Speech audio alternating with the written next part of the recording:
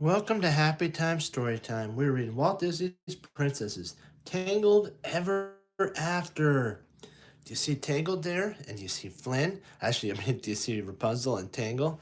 And then there's Zeus. Do you see that? You do. Great, great job. Here we go. Rapunzel was a long lost princess. She had recently returned to her kingdom and discovered who she was. She'd meet and fallen in love with a former thief named Flynn Raider. After many adventures, Rapunzel and Flynn's wedding day arrived. Do you see that? Do you see in there? There's like the wedding of Rapunzel and Flynn. Do you see right here? This is everything getting ready for the wedding. It was the biggest celebration in the history of the kingdom. Rapunzel always remembered it as a magical day.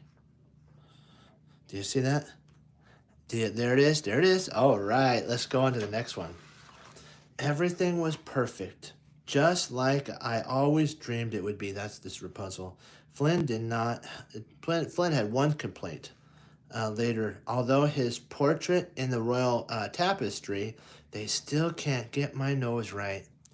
Rapunzel reminded him of the wedding. It was a magical day, and everything went just as we planned. But Flynn knew that wasn't quite right. Well, almost. Let's see what happens. The day began with Flynn. The day began when Flynn saw Rapunzel walking down the aisle. The whole church turned to admire the princess in her beautiful white dress and long veil. Whoa! Now here's Flynn. There's the priest, and then that's Flynn. So let's take a look here. All right. Rapunzel was so far fair. Was by far the loveliest bride the priest had ever seen. Wow. She looked so beautiful that Flynn's heart skipped a beat. He was dazzled. Wow. They both were like this. This is Rapunzel. She's going to be married to Flynn. So let's see what happened. And by the way, this book is Tangled Ever After. So if you're wondering, the royal chapel looked beautiful. Every inch was filled with flowers. Rapunzel's parents, the king and queen, wanted everything to be perfect for their precious daughter's wedding. When at last they reached the altar, basically there, the ceremony began. Dearly beloved, we are gathered here today to celebrate the joining Pascal, the Guana, and the Maximus, the royal guard horse, stood at attention by their sides. As a ring bearer, they shared the most important job. They smiled as they watched their friends live happily ever after. And then, all of a sudden, flowers drifted down and landed on Maximus's nose. I wanted to show you. This is Rapunzel over here, so you can get the picture. She's in her beautiful white gown. There's the priest. There's our minister. There's Flynn, and so we're gonna get to see. This is gonna be. I don't know how this is gonna work. Oh, remember it landed. There's flowers that landed right on Maximus's nose. The flower tickled Max. He tried to ignore it, but just couldn't. A sneeze was coming. He did his best to stop it, but it was no sooner than achoo! As Maximus sneezed, the royal wedding rings sailed across the room and out the door. Oh no! Do you see? He had him right on the pillow here. These two, I don't know, right there, ring one and ring two. He had on the pillow. Then a flower landed on his nose, tickled his nose right here. He went achoo, and then the thing went flying. These two rings, this ring here and the ring there, went flying out the door. And so now we're gonna have to see if they're gonna have to go through and get him. And this is gonna be like, they're like, oh no. Max imagined the priest asking for basically the ceremony of the rings. May I have the rings? This is what is going to happen. Rapunzel and Flynn would be shocked. The whole castle would erupt in panic. The kingdom is lost. That's what's going through Maximus's mind. And the queen would be beside herself. First, she'd cry out, "Those were my grandmother's wedding rings." And then, who knows? The wedding might be called off and everything would be ruined. So this is what Maximus and the iguana Pascal is looking at. He's going. They're imagining all this happening here. This didn't actually happen yet, so they're going to be able to fix it.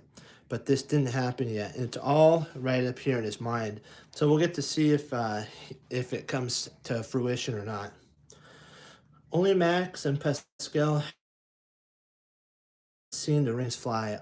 The priest continues the ceremony and the mutual respect which they bring to their life together. Maximus and Pascal looked between the happy couple and the church doors as the priest spoke the union of two people, and they raced after the rings. They went trot, trot, trot, trot, trot, trot, trot, trot.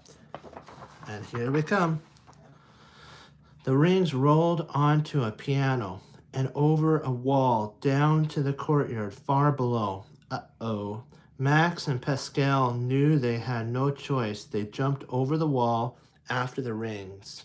Into the courtyard, hundreds of cookers and servers were putting the final touches on the ring, on the food and for the stuff, and they're probably gonna find the ring and go, uh-oh. The ring went two ways. So Max went one way and Pascal split up. They split up. One ring bounced from the table to table, landing in a bowl of tomato sauce. Pascal dove in after it and got it. But when he popped out of the bowl, he nearly gave a servant a heart attack. Ah! He dropped the ring and away it bounced again. That's him. That's the servant here. He dove in. The ring was in the soup, and so he got it. But when he came out, he was red, and it scared the server lady. Again went from table to table, and landed on one. Pascal stuck out his tongue to get it, and it stuck to an icicle on the table. As the shock that basically the Pascal right here got his tongue stuck. He yanked it back as hard as he can, but look it stuck to the ice right there. And that's horrible when that happens. Ooh, I hope he's okay. In the confusion, one of the servants bumped into the table and knocked the ice sculpture into the air. Uh-oh, see, he's got it. He's got the ring here, but it's stuck to the thing here. And so meanwhile, Max was chasing after the other ring. So this is Max here, which was bouncing along the street. He ran so fast, he ran into a hair makeup cart and ended up wearing a pink dress, a hat, makeup. At last, the ring rolled to the stop onto the cart. Maximum almost had it, but just then, the ice sculpture landed on the other end of the cart. Maximus was catapulted into the air. Boom! Oh, there he is right there. In the church, the priest continued the ceremony, held in reverence, diligence, honor, respect, just as he said that Max flew by the church window. That's horrible. I'm sorry. That's just bad.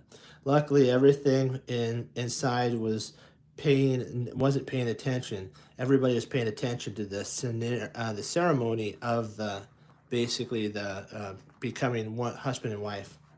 And so this is him flying. Some of this stuff's funny, but it's also sad. Max landed in the royal wedding cart, oh man, which was waiting to take Rapunzel and Flynn away. With all the committees, the ring had started rolling again. Max chased after it in the oh no, in the carriage. This was going to be you know how they had the thing that they send the bride and the groom off.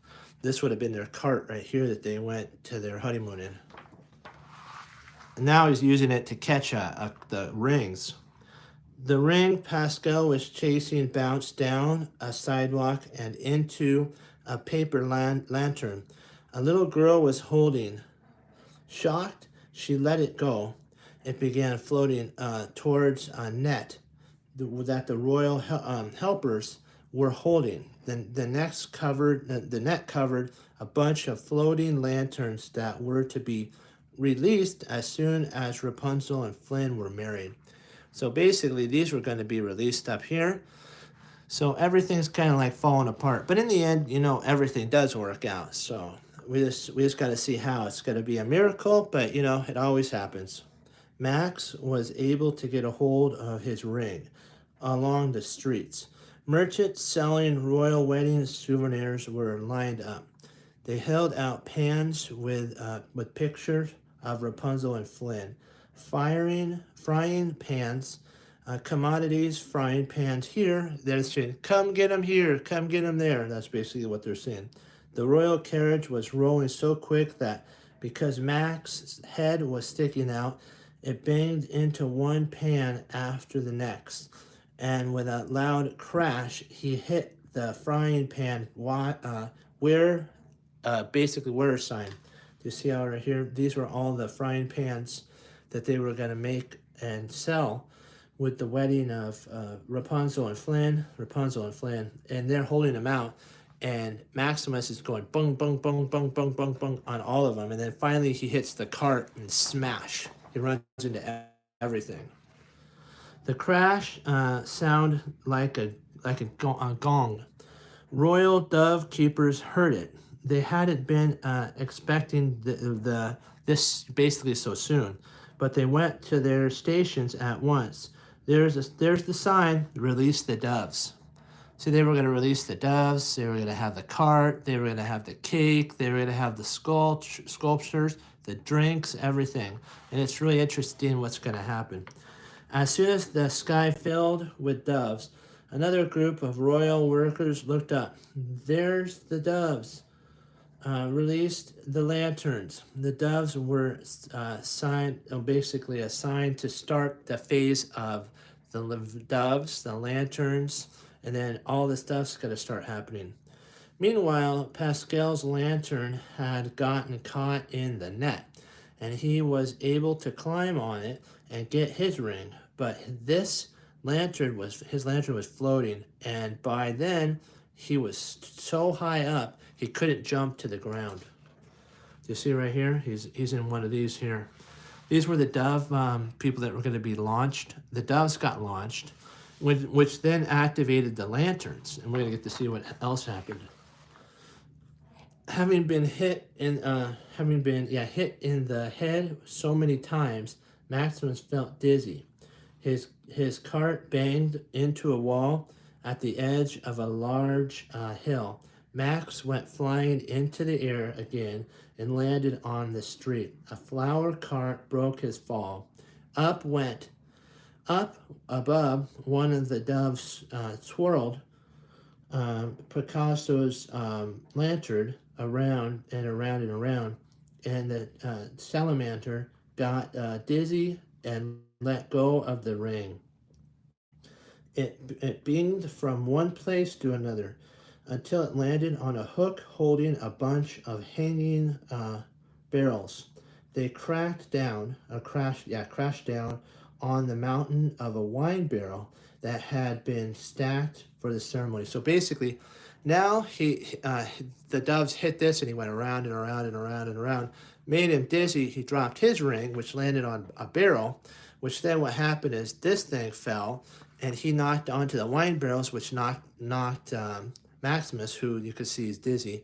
Maximus then ran into the wine barrels and smashed them. So it was one problem after another.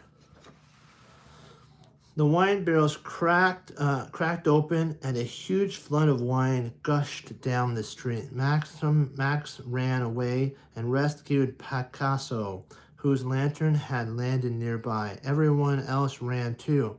Max and Picasso came to a dead end, but Max grabbed onto a line of flags from overhead and swung up and away from the flood of basically wine. In the air, Picasso spotted a dove with the ring and stuck out his tongue. He caught the ring. Maximus and Picasso finally both had their rings, but they still had not finished crashing into things. They hadn't landed on a they haven't landed on a flower carrier cart, though they flew through the air onto a roof of a tar worker. Now they were covered in mush. So basically, they flew. They caught their rings. They flew into a cart again. They were on a cart. The cart hit them up to the roof, and then I think they fell down into mush. We'll see.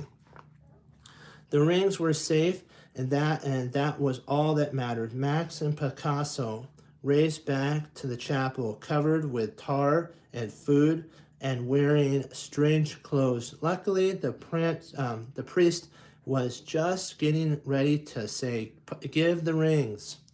An everlasting peace. May I have the rings." Breathless, Max and Picasso held the rings up for the priest to give to Rapunzel and Flynn. Yay! It all worked out. I told you it all worked out, kind of in a different way, but it did. Rapunzel and Flynn had been gazing happily into each other's eyes. Before they looked at Max and Picasso, Rapunzel gasped. Flynn's jaw dropped open. Everyone in the church stared at the ring bearers. They couldn't imagine what had happened. So remember how he crashed into everything, but then he got basically mush or tar, and he got a dress, he got a crown, he got all this different food and everything stuck, but they finally got the two rings, one there and one there, and they did it.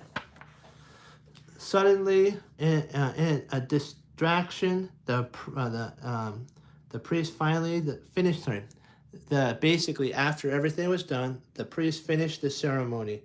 I now pronounce you husband and wife. You may kiss the bride. And so Rapunzel and Flynn did kiss, and the church instantly filled with cheers and joy and laughter and happiness. And look at all the stuff that they shot out, all the paper stuff and all different types of seed stuff and all the fun things and the lights coming in. There's the sun thing, lots and lots of fun stuff. Then it was time for the reception and time for Maximus and Picasso to relax at last. That is until Maximus decided to rest his hoofs on the cart that held the royal wedding cake. Before he knew it, the cart began to roll away. Flynn hadn't noticed. He spoke to the crowd. So who wants a piece of cake? Little did he know that Maximus and Picasso were about to have another adventure. That's so cool. Let's see, what have we learned today?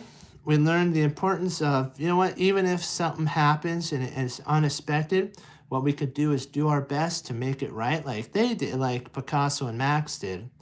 And they ended up, it worked out, but in a different way that we thought. And sometimes, you know, some things work, some things don't, but we got to celebrate the joy of the ride, as I like to say. Okay, thank you again for coming on this journey of Walt Disney's Princesses, Tangled Ever After. And they got married and had a happy ever after. That's how I always like to think of it. Okay, always remember to like, favorite, and subscribe, and come back to Happy Time Story Time for more videos. Be blessed, my friends, and always remember this. Happy Time Story Time loves you, and have fun reading, my friends. Be blessed. Bye-bye.